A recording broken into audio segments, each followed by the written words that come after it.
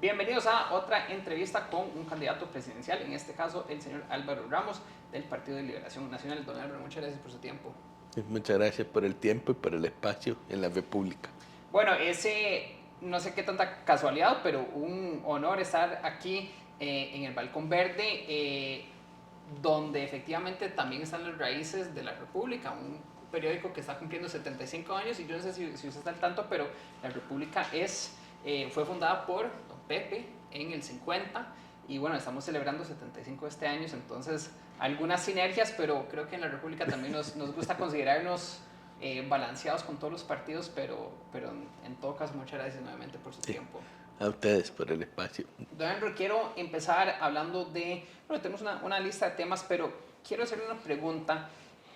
Usted ya ha hecho varias entrevistas de alto nivel, lo vi en OPA, lo escuché en Colombia. ¿Qué está faltando desde su opinión, desde su perspectiva de esas entrevistas? ¿Qué le hubiera gustado a usted decir que quizás no se preguntó, que quizás no se abordó? Esa es una magnífica pregunta. Creo que más que algo específico que no se haya preguntado, es un tema del grueso del abordaje. En las últimas preguntas el hincapié ha estado en procesos internos de liberación que, como he dicho ya varias veces, no son problemas de los que nos ven, son un tema nuestro. Lo que realmente queremos es que el grueso de nuestra posibilidad de comunicarnos con ustedes esté enfocado en problemas reales de los costarricenses. De nuevo, para la gente de San Ramón, un problema real es la Ruta 1 y el Via Crucis que viven viajando de San Ramón a San José. Eso es un problema real. ¿Qué pasó en una asamblea del PLN? Eso no es un problema para ellos. Claro.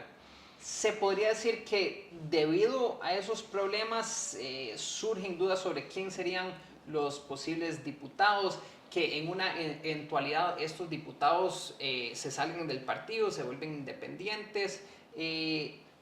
No hay más correlación de lo que los liberacionistas o no necesariamente liberacionistas, pero personas interesadas en votar por usted o por el partido deberían tener algún cuidado. Me parece que ya tenemos una historia larga que, siendo el partido que básicamente siempre tiene la bancada más grande, más bien tendemos a perder pocos diputados comparado a otros partidos de reciente cuña que empiezan con un monto y a veces quedan con menos de la mitad de los diputados originales. Entonces, es una preocupación que siempre va a tener razonablemente un partido político, pero al menos en nuestro caso no es una preocupación especial. Ya que estamos hablando sobre la Asamblea, efectivamente quiero abordar el tema de gobernar con una minoría legislativa. Eh, Obviamente el oficialismo está tirando números que son dudosos, pero en realidad es que van a tener una mayoría, o sea, en términos de porcentaje, no necesariamente una minoría simple ni calificada. Pero ¿cómo sería una presidencia con la cantidad de diputados que prevén que van a terminar sacando? Y no sé, aprovechando la pregunta, en el mejor de los casos, ¿cuántos diputados creen que estarían representando a Liberación? Si nosotros hemos calculado que una cantidad razonable de diputados sería un crecimiento de los 19 que se obtuvieron la vez pasada a 22, previendo una victoria en el 2026. 22 diputados. ¿Sí? Bastante. Bueno, la última vez que vencimos en la presidencia tuvimos 25. Entonces, más bien, si quiere, lo ve como una cifra conservadora. Si volviéramos a ganar, como la última vez que ganamos, Sí. tendríamos 25. Pero estamos hablando del 2012. No, 2010. 2010. Sí. O sea, estamos hablando de hace 15, 16 años. 16 años, pero ya era el mundo pluripartidista que tenemos hoy. O sea, Sí. porque no estoy hablando de la época de don Daniel o de Uber, no, estoy hablando de una época donde ya existía el PAC, ya existía el movimiento libertario, ya era la época en que se había roto el bipartidismo, y aún así Liberación obtuvo 25 diputados.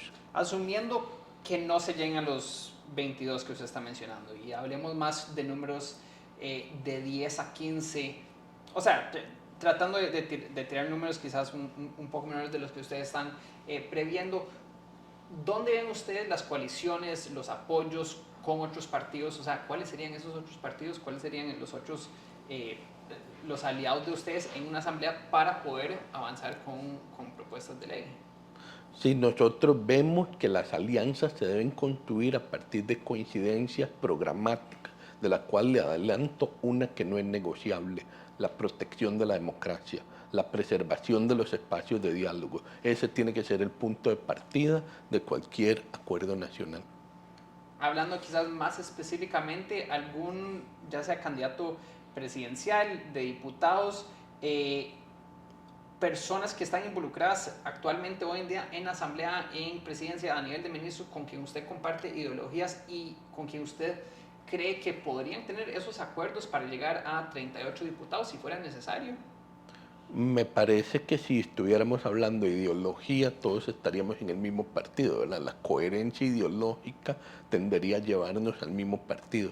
Si estamos hablando de diferentes partidos, al menos esta es mi interpretación, se estaría hablando más de una coherencia programática o, como acabo de mencionar, una coherencia en cuanto a que lo que prevalece debe ser el respeto, la confianza, los espacios de diálogo y el marco democrático que resuelva problemas. Ya hablar de ideología me parece que es algo que no, la gente no le causa eco en este momento. Hablar de, perdón que seas tan insistente, pero me parece un punto importante, o sea, ¿cuáles son las alianzas que ustedes buscarían? ¿Podemos hablar de partidos? Me parece que no sería prudente, ni siquiera sabemos en este momento cuáles partidos estarán vigentes en el arranque de la campaña. Después de eso lo podríamos hablar. Pensándolo en el contexto de 4x3, pareciera que hay algún, bueno, no necesariamente alianza, pero que estén alineados con el oficialismo. ¿Podrían ver más proyectos en conjunto en una futura asamblea con el oficialismo? Ya sea que ellos continúen con 4 años más. Sí, es interesante ese comentario porque 4.3, como he dicho yo, es la misma etiqueta para dos proyectos muy diferentes. Entonces había un proyecto originalmente impulsado por el PUSC y el oficialismo que tenía básicamente un montón de portillos y una casi total ausencia de protección al trabajador. Y ese era el que estaba empujando con mucha fuerza el oficialismo. Nosotros vimos ese proyecto, avalamos la necesidad de seguridad jurídica que estaba pidiendo el empresariado costarricense e internacional y dijimos, bueno, si esto es tan importante, agreguémosle elementos significativos de protección a los trabajadores y, muy importante, cerramos varios portillos que observábamos en la ley. Una vez que se hizo eso, entonces dijimos, bueno, ahora sí, que camine este proyecto y ahí uno vio un significativo descenso en el interés del oficialismo de continuar impulsando ese proyecto de ley y por eso ahora está trabado en la Asamblea. Lo metieron, lo sacaron, lo volvieron a meter. Entonces yo en realidad no lo leo en lo absoluto como una alianza con el oficialismo. Lo leo como una preocupación que sí compartimos con el empresariado costarricense de seguridad jurídica, una preocupación que sí compartimos con los trabajadores costarricenses de que se preserven sus derechos, que tan difíciles han sido de ganar. Y a partir de ahí se construye. No, para mí las cosas no se leen tanto, de nuevo, en clave me alié con el partido, no, se leen en clave de ¿es esto bueno para el país? ¿Es esto algo que mueve la bola en la dirección correcta de ser un país con más oportunidades de trabajo, con más posibilidad de producir, con mayor justicia social, con más espacios de diálogo? No por nada, una de las cosas que introdujimos en la propuesta que eventualmente avalamos 4.3 es precisamente la obligatoriedad de un espacio de diálogo, una asamblea de trabajadores que decide si el Ministerio de Trabajo puede emitir el permiso para tener la 4.3. Entonces, eso es la lógica de siempre introducir espacios de diálogo democrático. Quiero continuar con este tema de 4x3 y justo lo que usted está tocando sobre una votación interna de empleados de una empresa. Ariel Robles dice que no es realista, que si los empleados empiezan a votar así, que fácilmente podrían terminar siendo despedidos, o sea, de una forma u otra, y efectivamente oprimidos. ¿Qué le responda sobre esa crítica? Sí, ahí tal vez esto ya es como nadar demasiado en aguas muy profundas, pero mi respuesta es esta. La estructura del permiso de jornadas extraordinarias es un permiso que se puede remover. Entonces, si el Ministerio de Trabajo, con su dirección de inspección, recibe una denuncia de los trabajadores de que hubo algún tipo de manipulación de la asamblea, pues entonces se procede a retirar el permiso. Creo que ahí hay como una confusión a veces con otro tipo de permisos o otro tipo de elementos donde si alguien de alguna manera induce error al permisionario, pues entonces ya puede sacar provecho. Esto de la 4.3 no, porque básicamente necesitas seguir operando siempre y eso requiere buena fe. Ganan muy poco las empresas que hagan esto de mala fe porque el permiso puede ser removido ante una denuncia de los trabajadores. Ahora, si usted me dice, no, es que el Ministerio de Trabajo no va a hacer eso, bueno, ya ahí estamos entrando en un campo del Ejecutivo y tal vez ahí sí uno podría externar dudas de un Ejecutivo que continúe controlado por personas como el oficialismo actual, que tal vez tienen poco compromiso con los trabajadores, pero es muy difícil y esto sí es un tema bastante clave de las campañas que estamos tratando de hacer. Nosotros decimos, la política tiene que basarse en la confianza. Tenemos que estructurar la política pública desde la confianza.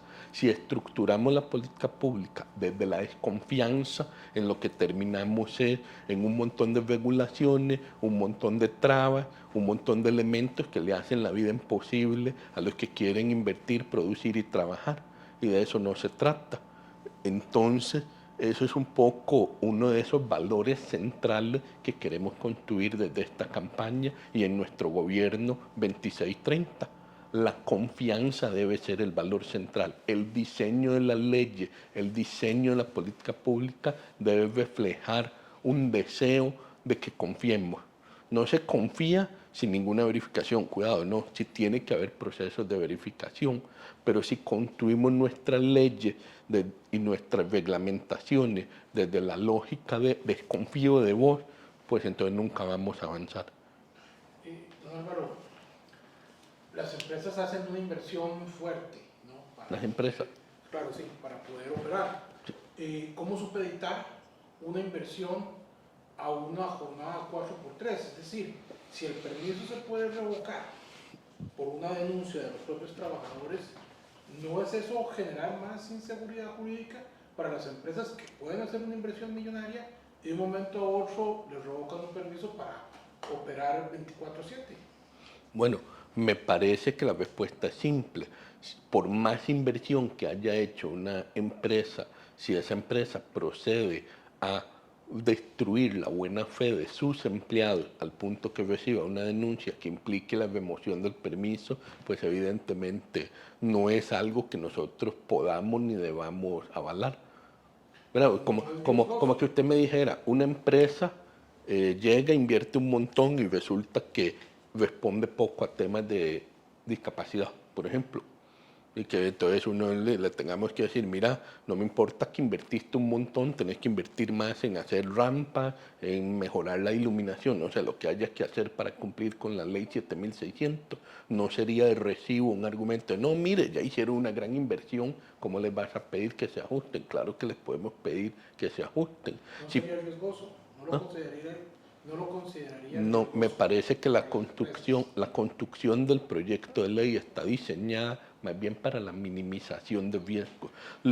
Además, de acuerdo con las empresas que nos han hablado del tema, el verdadero riesgo jurídico es hoy, que no existe nada. Entonces, presumiblemente, para que esa inversión sea atractiva, necesitan algún mecanismo. Yo estoy bastante confiado que la inmensa mayoría de multinacionales que han expresado interés en jornadas extraordinarias, van a cumplir de sobra con los elementos que tiene el actual proyecto de ley. Hombre, un par de preguntas con este tema. Estamos hablando de una semana laboral de 48 horas. Es mucho, deberíamos reducir eso. Bueno, también referenciando al Frente Amplio, ellos hablan de un 4x3 de 40 horas, que ya se está aplicando en países desarrollados en Europa. Reitero la pregunta, ¿48 horas es mucho? La mayoría de los países desarrollados tiene jornadas menores. Creo que sí tenemos que tener una proyección de largo plazo de evolucionar como sociedad a esa situación deseable.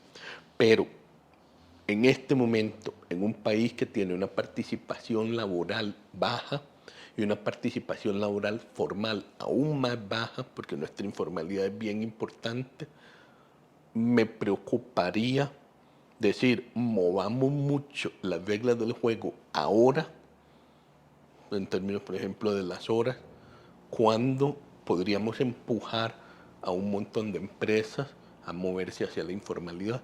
Y entonces ya no van a ser 48 horas, o van a ser 48 horas pero sin pagar horas extra, o van a ser 48 horas sin cumplimiento del salario mínimo. O sea, estamos caminando por un hilo delgado ahí, donde uno dice, ok, yo quisiera generar aún mejores condiciones para los trabajadores siempre, pero no puede ser que esa generación de mejores condiciones sea circunscrita a un pequeño grupo que logra estar en una empresa que las cumple y condenar a la inmensa mayoría a estar en la informalidad total, donde no les paguen caja, donde no paguen impuestos. Pero entonces, ese equilibrio es el gran reto de gobernar, en mi criterio. Hablando de lujos que no nos podemos dar, como en este caso la diputada Cisneros dice que los ticos estamos ganando mucho, que los salarios son muy altos y que eso nos hace menos competitivos con otros países de la región. ¿Usted coincide con ese pensamiento? No, me parece que el país había tenido un proceso de maduración. Bueno, usted lo acaba de decir. Ponemos a nuestros trabajadores a trabajar 48 horas. Entonces pareciera que está difícil alegar es que necesitamos ser aún más productivos, trabajar más horas. Ahí ya empieza uno a caminar hacia el lado de lo que no es razonable. Pero me parece que el país había estado siempre tratando de llegar a ciertos equilibrios. Mi lectura más bien es que la gestión, sobre todo la gestión macroeconómica y el discurso antijurídico del gobierno ha estado ahuyentando la inversión y la generación de producción y ha estado ahuyentando los empleos. Y entonces que ellos se curan en salud diciendo esto, digamos, tomando lugares comunes para decir, mira, no, es que los salarios están muy altos o es que hay lo que sea. No. ¿Por qué es que los salarios se ven altos?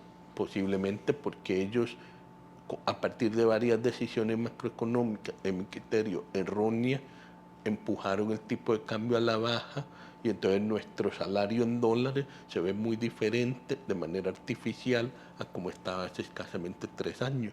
Bueno, y ese tipo de elementos se tienen que considerar, sobre todo cuando uno ve esas tablas comparativas en dólares, ¿verdad? Porque en mi criterio sí hubo una secuencia de decisiones macroeconómicas que han modificado la interpretación que pueden hacer las multinacionales de nuestra situación.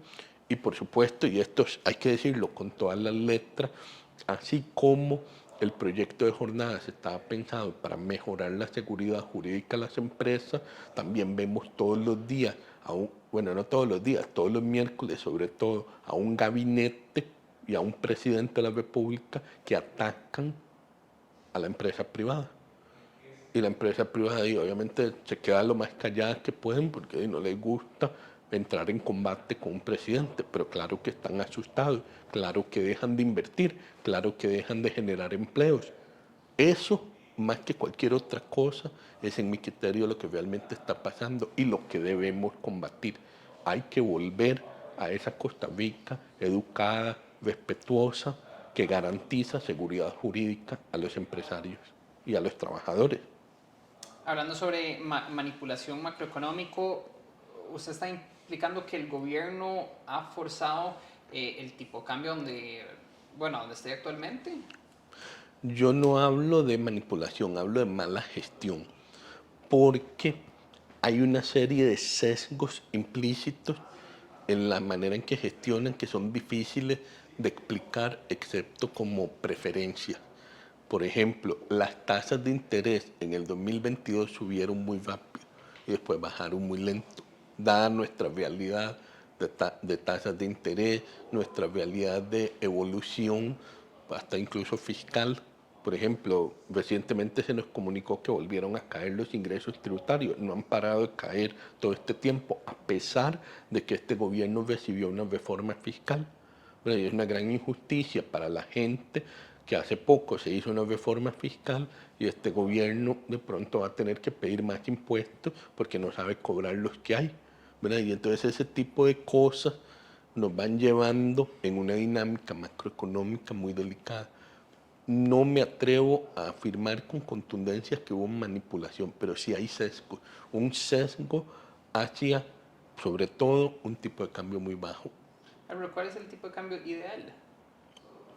No es fácil calcularlo, pero sí parece estar en algún punto bastante más arriba del actual para mantener la viabilidad del productor local. Y sobre todo, no solo el que exporta, sino también el que produce bienes transables locales.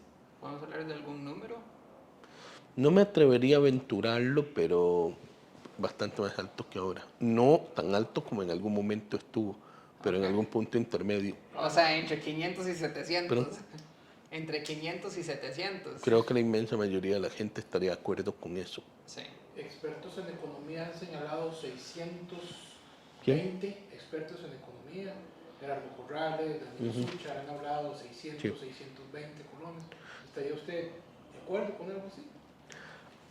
Me gustaría hacer los números yo mismo, ¿verdad? En eso estuve en el Banco Central y me siento cómodo tratando de hacer ese tipo de cálculos. Posiblemente por ahí ande. Al final, lo que pasa es que la realidad va cambiando mucho Claro. y esto tiene mucho que ver también con cuál es el origen de un tipo de cambio, o sea, o por qué un tipo de cambio tiene determinado equilibrio.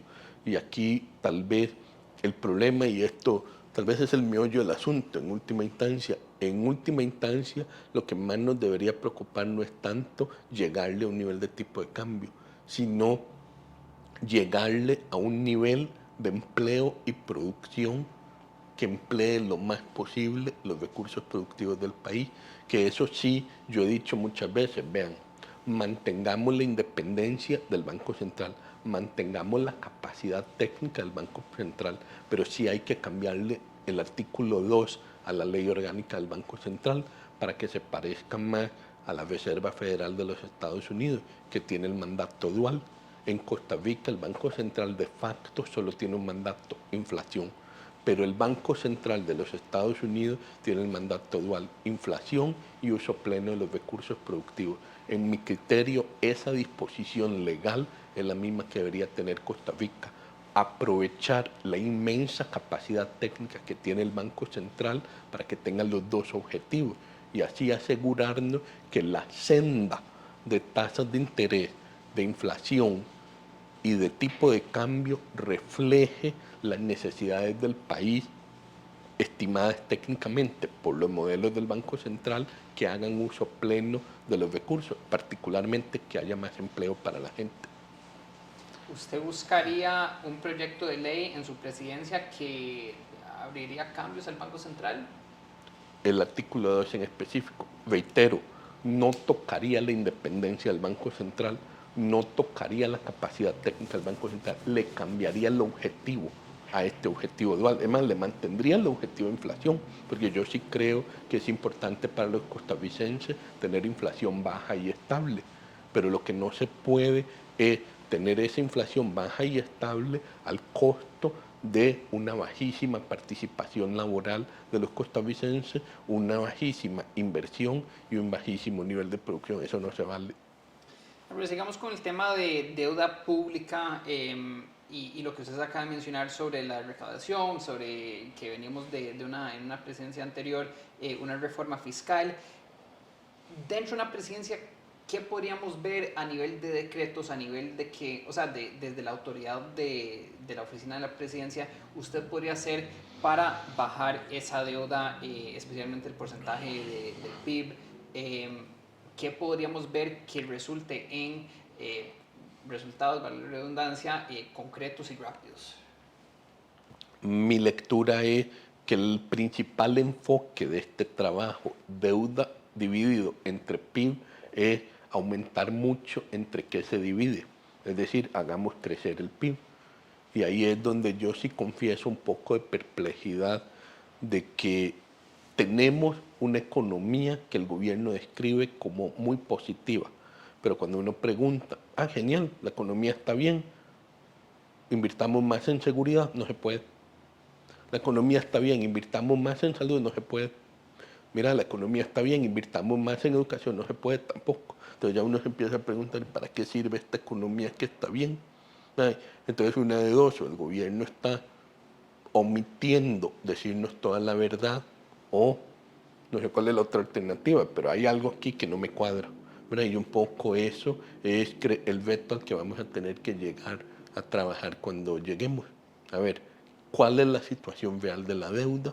¿Cuál es la situación real en la gestión de los impuestos, del gasto público? Porque es que no está alcanzando. ¿Qué fue lo que hizo este gobierno que teniendo una economía que, según los números de ellos, ha estado creciendo bien, no alcanza el dinero para nada? Claro. También quería consultar sobre el tema de evasión fiscal. No me acuerdo el dato específicamente que nos había mencionado Ariel Robles, pero es alto. O sea, estamos hablando de 4.000 millones de dólares anuales. anuales. Ajá, ¿Pero? en 4.000 evasión. millones de dólares en evasión anuales. Sí, a ver, lo que sería más interesante en esa conversación, y yo no tengo claro si eso es incumplimiento fiscal o evasión, pero le tomo el número, no son la misma idea. El gran punto acá es por qué o cuáles son las medidas que no ha hecho este gobierno que recibiendo una reforma fiscal que ni siquiera tuvieron que asumir el costo político ellos, lo asumió la anterior administración, solo baja y baja y baja la captación de ingresos. ¿Qué está pasando ahí? Sí. Y yo creo que no han dado una explicación. El peor de los casos, el peor escenario es que sea un incremento en evasión. Entonces ahí hay que llamar a rendir cuenta al, bueno, ahora es el exministro, pero el ministro Nogui, bueno, ¿usted qué estuvo haciendo? ¿Por qué subió la evasión en su periodo? Sí. En el tiempo que usted entraría a una presidencia, poder arreglar la evasión perdón, ¿cuál fue el otro término que usted mencionó? La Sí. gestión macroeconómica, No, monetaria. no es mal cobro, efectivamente, lo que usted mencionó. No es evasión, sino también podría ser Non-compliance, ajá, incumplimiento fiscal, sí. incumplimiento Sí, fiscal. porque es básicamente la combinación de evasión y elusión. Claro. Pero la elusión obedece principalmente a portillos fiscales Sí. y casi siempre está sobre el impuesto de renta jurídico y físico.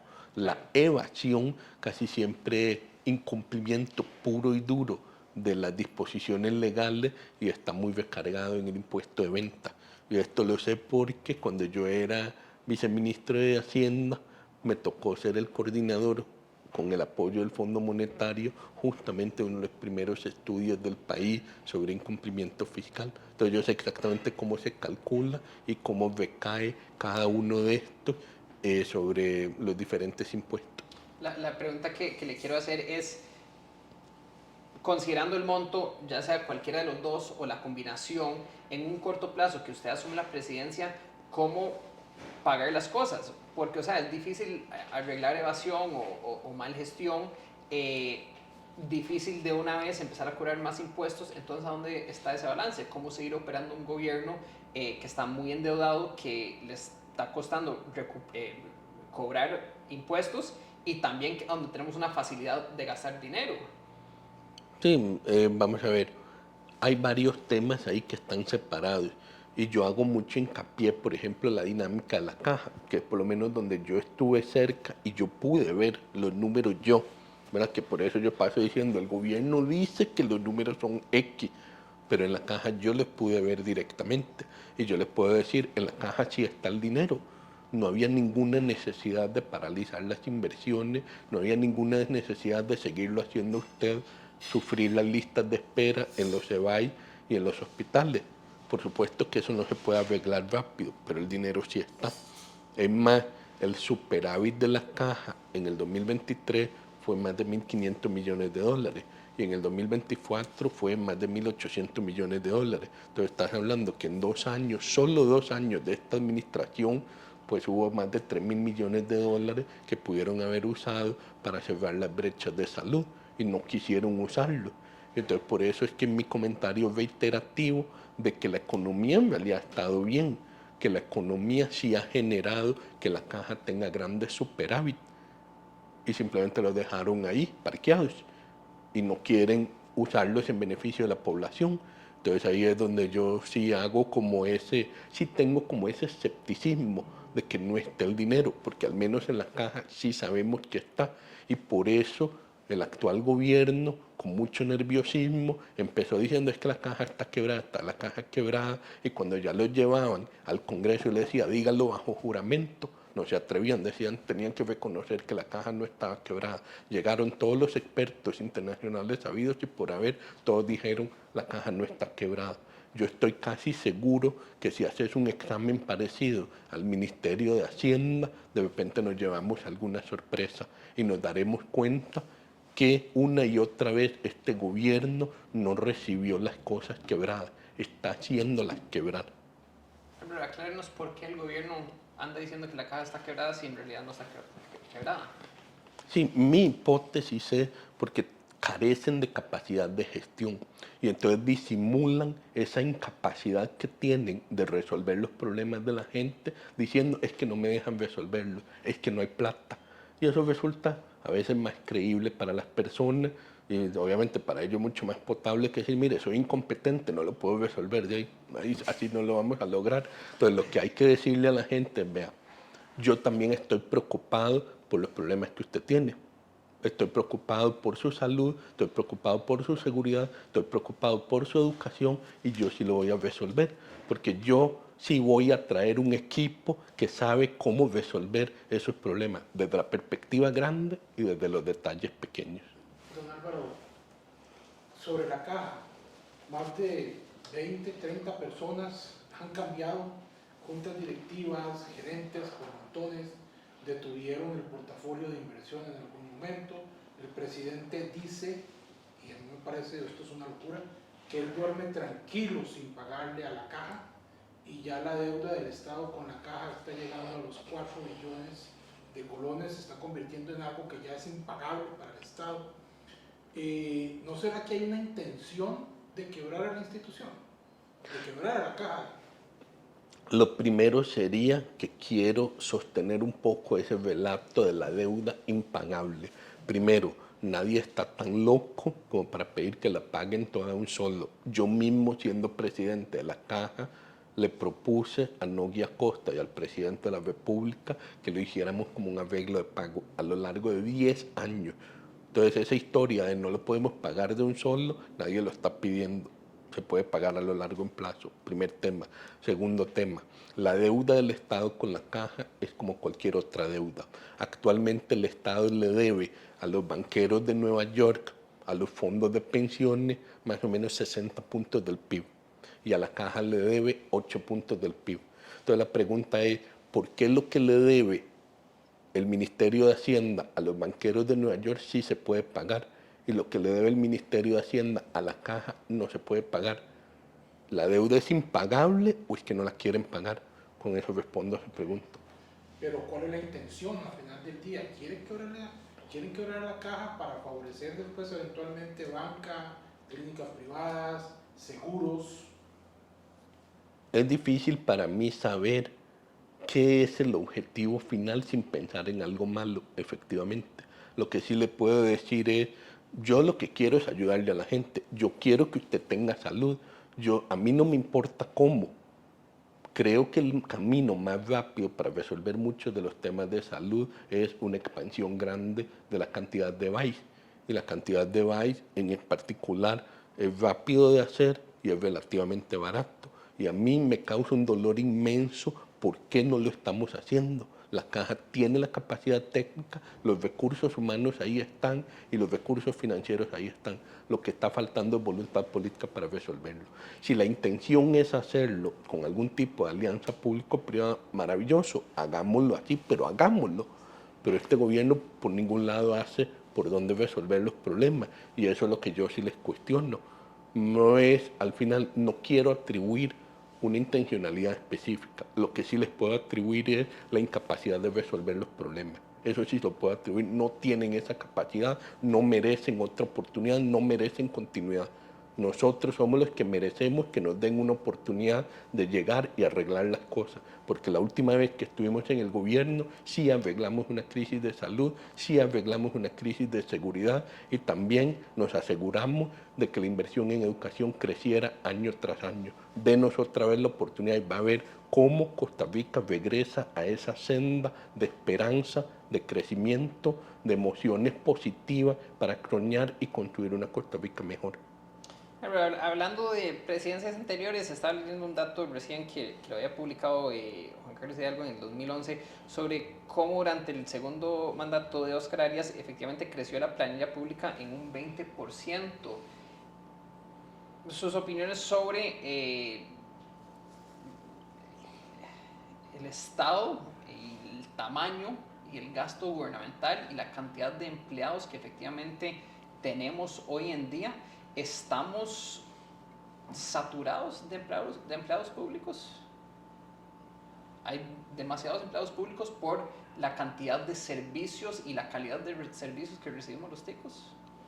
Sí, yo le comentaba a usted ahora más temprano, antes de la entrevista, que por ejemplo, en el caso específico de la caja, nosotros recibimos los servicios y tenemos los índices de salud de un país desarrollado gastando 6.5 puntos del PIB. El mismo esquema en los Estados Unidos cuesta casi 18 puntos del PIB, casi el triple.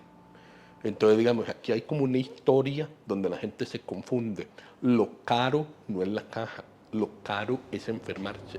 Enfermarse en Estados Unidos es carísimo, enfermarse en Costa Rica es caro, pero no es carísimo. Y entonces ahí es donde hay que tener un cuidado de cuáles son las funciones que nosotros como sociedad, los problemas que nosotros como sociedad queremos resolver. Siempre está una opción, decir que un niño enfermo no reciba atención. Yo no estoy dispuesto a eso. Yo diré, todo niño enfermo en Costa Rica merece ser atendido. Es un derecho universal para ese niño. Punto. Así es como pienso yo. Yo estoy dispuesto a que como sociedad invirtamos lo que sea necesario para que ningún menor de edad en Costa Rica deje de ser atendido en su salud. Y se acabó. Esos son mis valores. Y así voy a ir al pueblo de Costa Rica a decirle, si usted vota por mí, esos son mis valores. Creo que estamos totalmente alineados con lo que usted dice. Claro, a cualquier persona enferma, bajo un sistema de medicina, salud universal, se debería atender. Punto. La consulta es, ese mismo servicio que recibimos hoy en día, ¿se puede hacer por menos de 6%, 6,6% del PIB? Usted que estuvo liderando esa institución, hay grasa que se podría dejar por de lado y reitero, aún así poder minimizar listas de espera, aumentar la cantidad de VAES, tener un excelente servicio, pero por menos del 6,6%. Y perdón, aprecio el dato de los Estados Unidos, no es un país con medicina universal. Comparándolo con otros países desarrollados del mundo, la verdad, me declaro ignorante, no sé cómo nos paramos en esa comparación del 6,6% con Francia, con Inglaterra, con Canadá. Sí, el número en países como Francia y Alemania está entre 11 y 12 puntos del PIB. Entonces, ahí es donde la caja se ve excepcionalmente barata. Ahora, yo quiero ser justo con esos países europeos. Normalmente la provisión de servicios es más amplia y sus poblaciones están más envejecidas. Entonces, no me gusta ser injusto con por qué esos países tienen ciertos elementos que los hacen más caros, pero sí les debería evidenciar que los costos de la caja son especialmente bajos. Ahora, cuando estábamos en la caja sí nos dimos cuenta que algunas de las brechas de salud requieren de un aumento de gasto. No es trivial, porque no quiero trivializar esos aumentos de gasto, pero son inferiores a un 1% del PIB. Más o menos pasar de 6,5% del PIB a un poquito menos de 7,5%, 7,3, 7,4. Si llegas a ese nivel e invertir bien ese excedente adicional, cerrás prácticamente todas las brechas de salud, que es lo que, ahí sí, yo le doy la razón a todo el mundo. No es posible que la gente espere en la madrugada para tener campo en un EVAI, no es posible que la gente espere años para recibir una operación, una cirugía en los hospitales, eso no es aceptable. Pero, y ahora sí, respondiendo a la pregunta de él, ¿es por un tema de grasa o es más bien por un tema de falta de capacidad? Entonces ahí me gustaría profundizar en el caso de los EVAI. Los EVAI están hechos, diseñados conceptualmente para atender una población entre 3.500 y 4.000 personas. Si vos multiplicas eso por los 1.050 bytes que hay, te da una capacidad de atender entre 3,5 millones y 4 millones de personas. ¿Qué es lo que pasa? Que en Costa Rica somos más de 5 millones de personas. Entonces ahí la pregunta es, ¿hay grasa en los EBAI? Pareciera que la respuesta es no, lo que hay es muy poco EBAI. Y lo que requerís es expandir la cantidad de bytes hasta llegar a lo que cuando uno calcula la cantidad de bytes por la población calce. Una vez que llegues a ese lugar, que no estamos ahí, necesitamos más o menos 350 bytes y que probablemente unos 400 previendo el envejecimiento de la población. Una vez que llegues a ese punto, si aún así tuviéramos gente esperando afuera del EVAI en la madrugada, ahí sí uno puede decir, aquí hay un problema, porque ya en teoría el sistema en su diseño ya está hecho para que no esté saturado. Si aún estuviera saturado, eso es reflejo de ineficiencia o grasa. Hoy me cuesta mucho llegar a esa afirmación. ¿Por qué? Porque claramente tenemos menos EVAI de los que necesitamos, incluso pensando en el diseño del EVAI. Entonces, de Sí, una consulta con... eso en el caso de la caja, pero ¿qué pasa con las otras instituciones públicas? Más de 330 instituciones y el presupuesto estatal del gobierno central, la mitad de lo que se recauda se usa para pagar el salario de los empleados públicos. Somos el país número 1 de la OCDE en cuanto a gasto porcentual para pagar a empleados públicos. ¿Hay algo malo ahí? Un poco la pregunta correcta sería, número uno, si esos números todavía son ciertos, porque llevamos más de 6 años de tener los salarios congelados. Y entonces, por lo menos, la experiencia que tengo yo haciendo algunos análisis preliminares es que toda nuestra masa salarial se ha contraído, dependiendo de cómo lo calculé, entre 18 y 28% relativo a algunos picos que tuvimos prepandemia, que son los que aparecen en muchos de esos análisis OCDE. Esa es una primera consideración, que yo no sé cómo estamos hoy en ese mismo tipo de análisis. Dos, la pregunta siempre tiene que ser, no tanto si los salarios son altos o no, es cuál es el objetivo que deseas cumplir. Ese siempre debe ser la pregunta. Y lo estás cumpliendo. Y si lo estás cumpliendo es a un número razonable, a un costo razonable. ¿Verdad? Porque si la función que el Estado debe cumplir requiere un componente de funcionariado público alto, pues entonces necesita una masa salarial alta. Si la función es principalmente capital físico o inversión en general, pues entonces ahí sí estaría mal. Yo sí tengo claro que en algún momento las masas salariales parecen haber estado desajustadas, pero ya se ajustaron, se hizo la reforma en la ley de empleo público, se hizo el congelamiento a partir de la ley de fortalecimiento fiscal, ya llevamos bastantes años de ajuste. Pero la plata no alcanza. ¿Pero? O sea, la plata no alcanza, el Estado sigue muy estrecho en cuanto a dinero para invertir. Y vea que, Bueno, por ejemplo, ahorita estamos en una crisis de vamos a ir a votar, y bien lo decía el señor Aguilar en estos días con el que conversamos, vamos a ir a votar con una grave crisis en educación, quizá la más grande de la historia, vamos a ir a votar en medio de una crisis de seguridad, quizá la más grande de la historia también.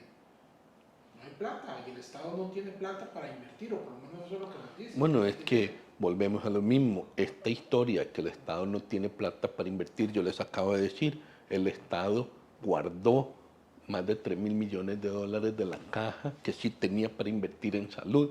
Como eso yo sí lo veo porque conozco bien la caja, eso me genera un montón de signos de pregunta de si no estará pasando lo mismo en el Ministerio de Hacienda. Obviamente la lógica del Ministerio de Hacienda es un poco distinta y yo lo conozco, pero sí hay un sinsabor en mi lado. Hay una mala gestión.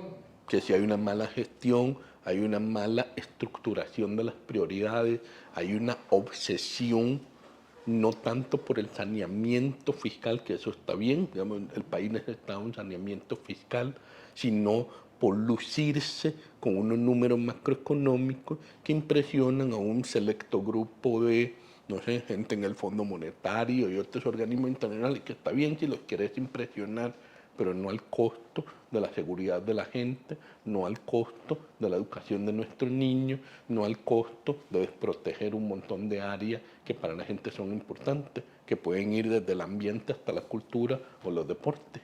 Bueno, o sea, al final el Estado está hecho para servir a la gente, el Estado no está hecho para impresionar con cifras macroeconómicas.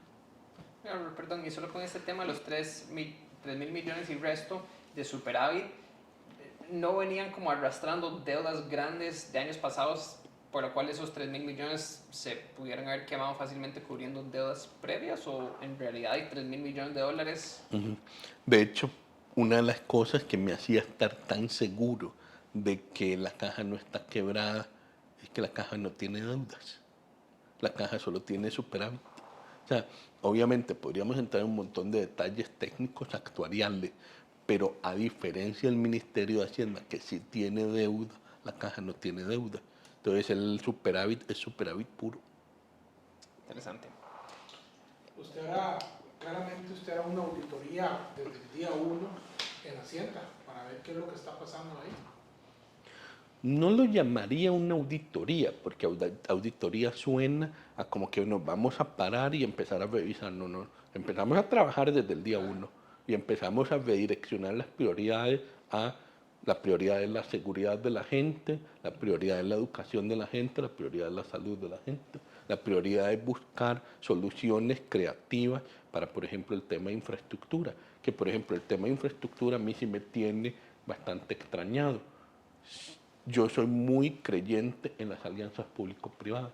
Yo sí creo que el potencial de la infraestructura de generar grandes excedentes de producción es tal que la inversión en infraestructura se va a pagar sola. ¿Por qué no la estamos haciendo? ¿Por qué no tenemos esas alianzas público-privadas para hacer grandes obras de infraestructura? Este es un gobierno evidentemente hostil a las alianzas público-privadas. Agarró dos de las más exitosas en nuestra historia reciente y las eliminó. Eliminó la Fundación Omar Dengo y ahí están los recursos ociosos. Yo lo fui a visitar, de verdad duele ver cómo se lastimó ese proyecto. CINDE, 40 años siendo reconocida como una de las principales agencias de atracción de inversiones y simplemente cortaron de un día para otro la relación con CINDE. La modificaron de una manera bastante dañina. ¿Por qué? ¿Por qué este gobierno es enemigo de la empresa privada? ¿Por qué este gobierno es enemigo de las alianzas público-privadas? Y es por eso que entonces, como dicen en inglés, we can have nice things, ¿verdad? No podemos tener cosas bonitas, no podemos tener carretera, no podemos tener aeropuertos, no podemos tener puertos. Todo hay que cancelarlo porque algo tiene este gobierno que simplemente no quiere hacer nada. Sí. Y yo la impresión que tengo es, no quieren hacer nada porque no saben cómo hacer nada. Y por eso reitero, nosotros sí sabemos, nosotros sí tenemos la voluntad, nosotros sí queremos sentarnos a dialogar con todas las partes de la sociedad, sectores empresariales, sectores sociales, y encontrarle soluciones balanceadas a sus problemas. Quizás como cambiando de tema y destacando lo que usted menciona, nosotros, ¿quién es Liberación hoy en día? ¿Quiénes son las personas que lo acompañan a usted en esta campaña? Y yo sé que estamos hablando de un futuro, pero usted dice, nosotros sí sabemos hacer las cosas. ¿Quién estaría en el Ministerio de Obras Públicas haciendo un puerto en el Pacífico, haciendo una pista de aterrizaje de calidad en Guanacaste? ¿Quién estaría en la caja usando esos 3.000 millones de dólares? Cuéntanos un poco más sobre el partido y esas personas que lo acompañan. Sin que sea excluyente, solo en el plan de gobierno ya nos han apoyado más de 500 personas en más de 40 temas diferentes. Entonces tengan la seguridad de que nosotros tenemos un equipo, nosotros estamos listos para gobernar y por supuesto las puertas están abiertas a todos los expertos, a todos los técnicos que quieran sumarse a este proyecto de construir una nueva Costa Rica. ¿Podríamos hablar de personas específicas que lo estarían acompañando? No en este momento. Okay. Quiero también seguir en esta línea del partido. Es curioso porque estamos sentados en esta oficina y veo fotos de Yasser Arafat, de Bill Clinton. O sea, es un partido realmente histórico, pero obviamente en los últimos años y desde la última presidencia el panorama nacional ha cambiado totalmente. Usted personalmente se ha desligado de personas no sé, fundamentales, pero personas icónicas del partido, como Johnny Araya, como De Santi. Cuéntenos el estado actual del partido y lo que usted está... O sea, ¿cómo se comporta este partido en esta elección? Sí, pensé que la primera pregunta era de que no quería hablar mucho y era de los temas internos del partido, pero no, mire, estamos construyendo una nueva liberación, como me gusta su palabra, hemos ido, y a ver, no fuimos nosotros, ellos dieron su palabra de que se iban a hacer a un lado, y yo cuando he reaccionado es porque ellos rompen o faltan a su palabra, eso es todo. Digamos, yo funciono mucho en esos términos. Hay otros que tal vez para algunas personas tienen cierto carácter de icónicos y ahí están, pero ellos nunca han dicho que se van a hacer a un lado. Entonces yo un poco tengo esa diferenciación. Claro. Pero el partido, y por eso yo levanté esta bandera de la renovación, estaba ávido de esa renovación. La nueva Asamblea Nacional del partido es la primera asamblea que tendrá representación de todos los cantones del país. Entonces eso es algo que responde a esa avidez de un partido más repartido en el país, más vinculado a todo el país. La nueva Asamblea de Liberación va a tener 9 sectores adicionales: cultura, deportes, agroempresariado, personas con discapacidad.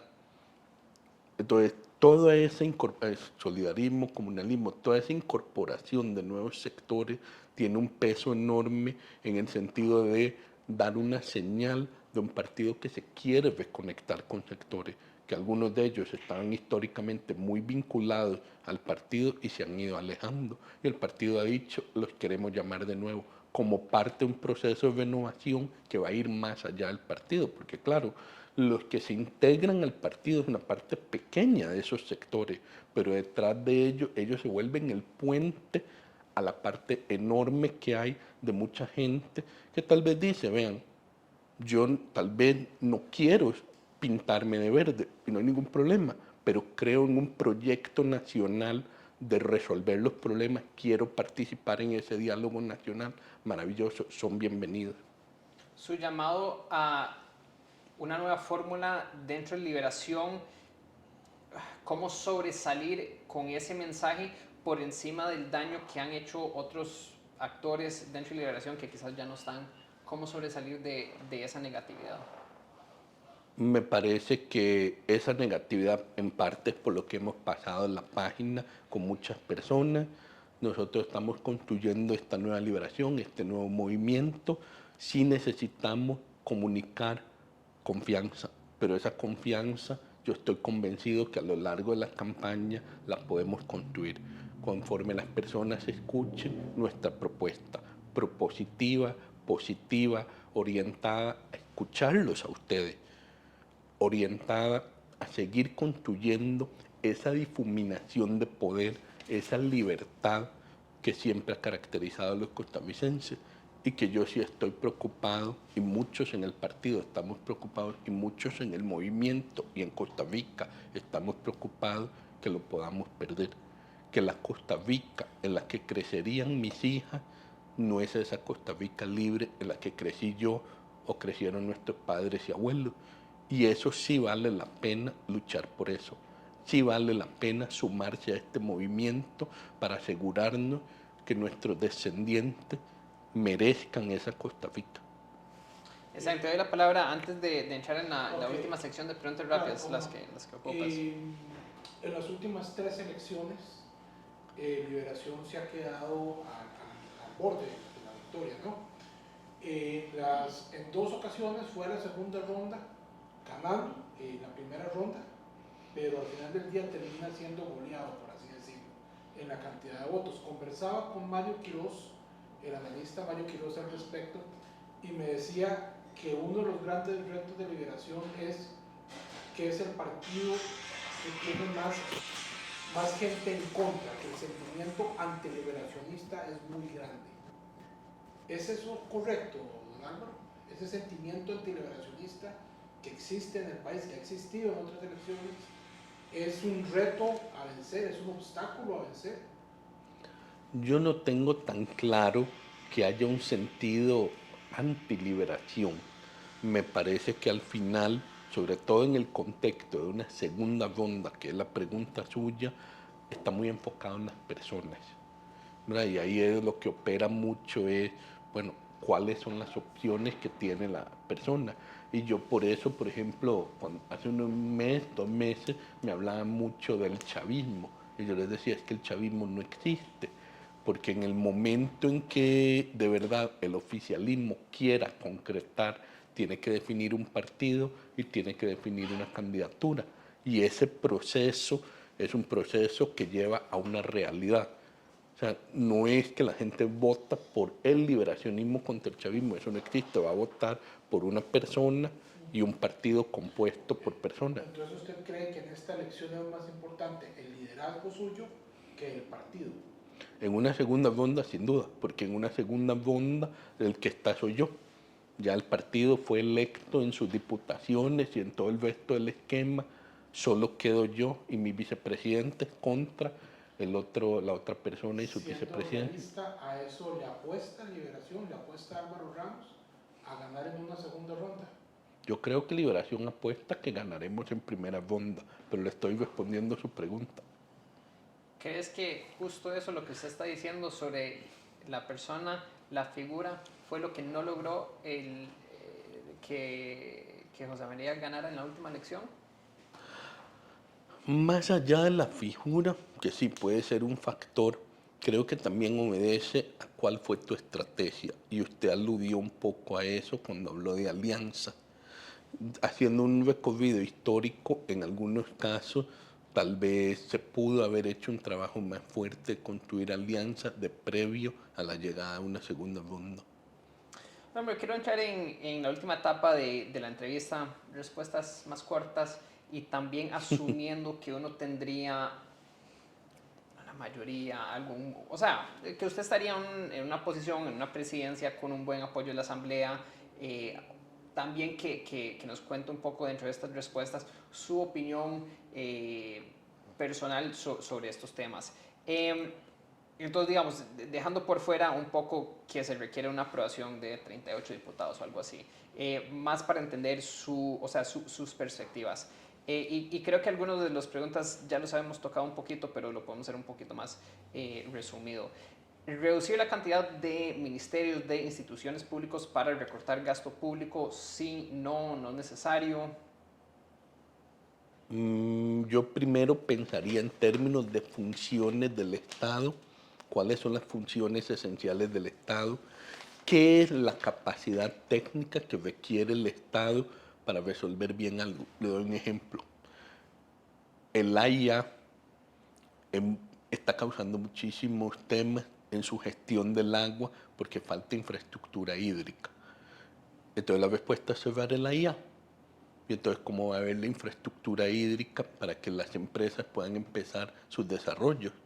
Entonces, pareciera que no, que vamos como al otro lado. Bueno, ¿cómo dotamos a la IA o su estructura descentralizada, no importa, de más capacidad de hacer infraestructura hídrica? Pero entonces, ahí sí parece que hay una función esencial del Estado que es proveer infraestructura hídrica, que claramente está fallando. Todos estamos de acuerdo que está fallando. ¿Cerramos el IA? Yo diría no. Entonces son por eso que los puntos son finos. O, de nuevo, es el tema que tal vez por lo reciente más domino la caja. La caja tiene un montón de fallos. Yo estructuré un plan estratégico cuando era el presidente ejecutivo de la caja para resolver la mayoría de esos fallos. ¿Qué hacemos? ¿Cerramos la caja? Jamás. Ejecutemos un plan para que funcione bien. Así veo yo el mundo. O sea, para mí esta discusión va muy ligada a la queja válida de la gente de que el Estado le está fallando. Pero de nuevo, y esta es una metáfora que uso mucho, si usted tiene goteras en la casa, usted se sube al techo y las arregla. Usted no le prende fuego a la casa. Y yo siento que demasiada gente ha llegado a la conclusión equivocada, que hay que prenderle fuego a la casa. Ahora, a muchas de esas personas enojadas que le quieren prender el fuego a la caja, yo le digo, usted en parte tiene razón. Usted le quiere prender fuego a la casa porque ha tenido la poca fortuna de estar debajo de la gotera por años de años de años. Entonces usted pasa mojado. Entonces usted dice, ¿para qué casa si siempre estoy mojado? Tiene razón, no es justo que usted esté mojado todo el tiempo, pero yo me comprometo a subir y arreglar la gotera.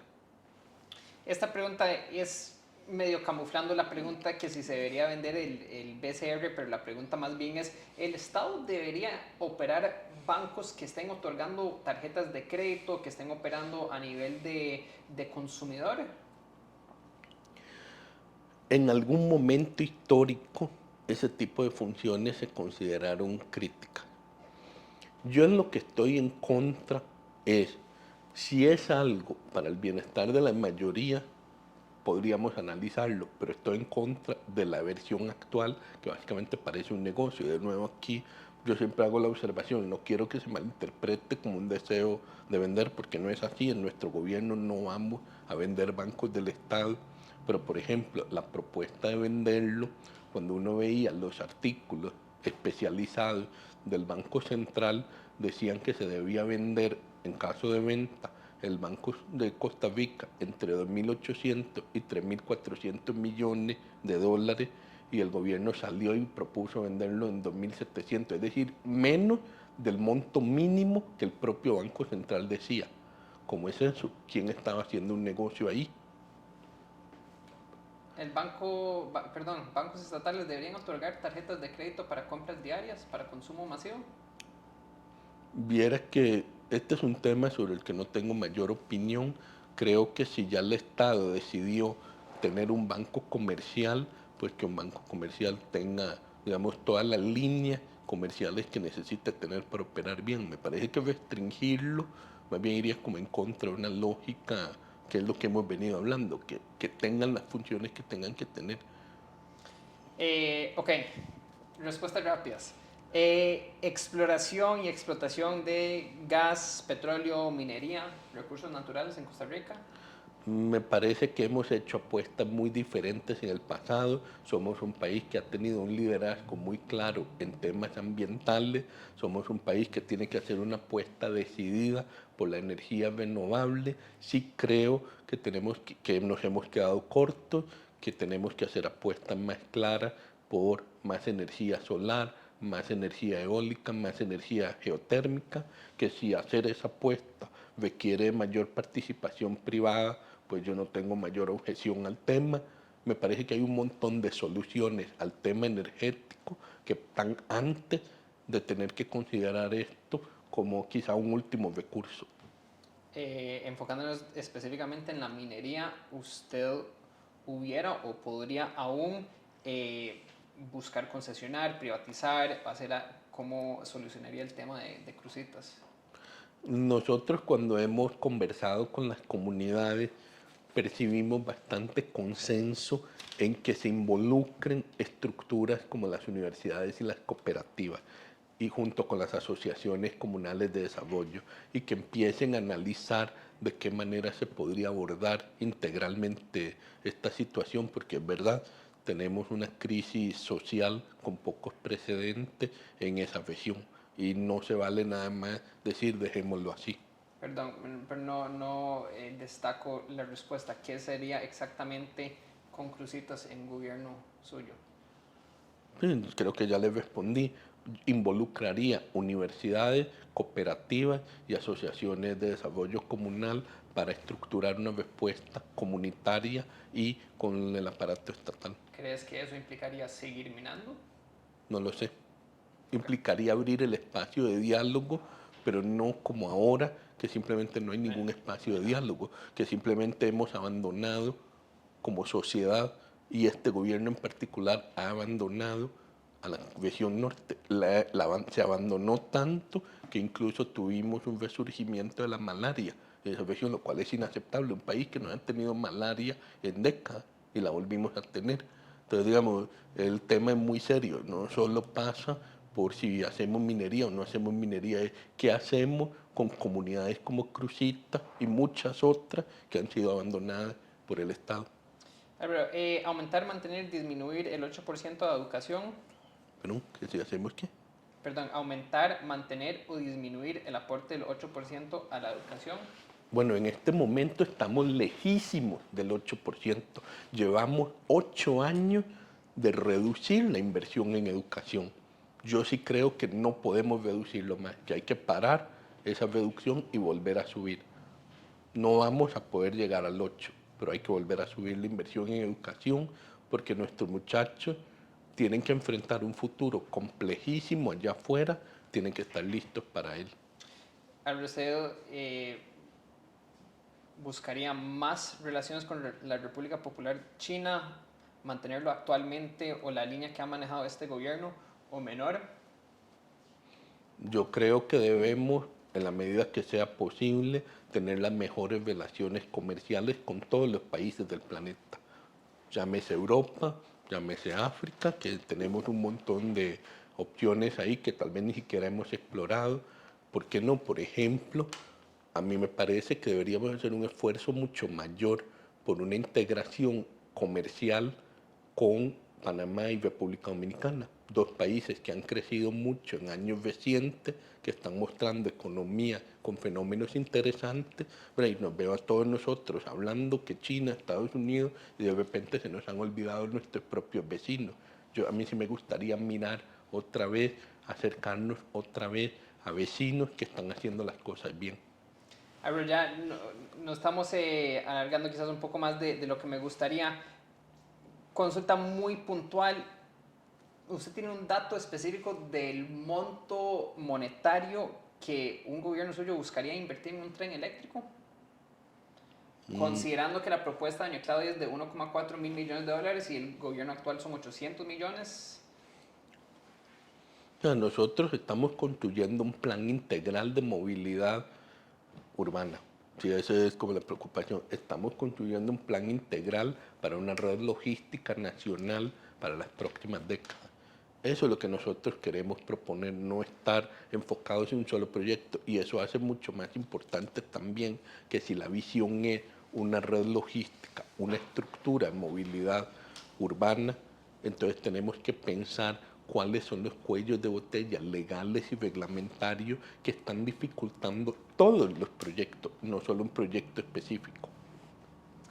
Pero espero que tengamos muchas oportunidades para seguir hablando. Creo que las cosas, bueno, apenas van arrancando y creo que del lado de ustedes definitivamente hay un labor de comunicación que dichosamente sí tienen un excelente equipo que lo esté apoyando para seguir convenciendo a los costarricenses que es una liberación, que es un partido renovado. Porque creo que ese es el reto que les va a tocar, porque muchos vienen con un estigma previo de lo que ha sido liberación por décadas. Entonces, bueno, súper agradecido que nos dieran este espacio en la República y también en esa comunicación para el público también cuenten con nosotros para bueno, seguir ese mensaje. Muchas gracias por su tiempo. Muchas gracias. Y bueno, pronto seguiremos con más de entrevistas y más temas. Muchas gracias. A la orden. Muchas gracias a ustedes por escuchar.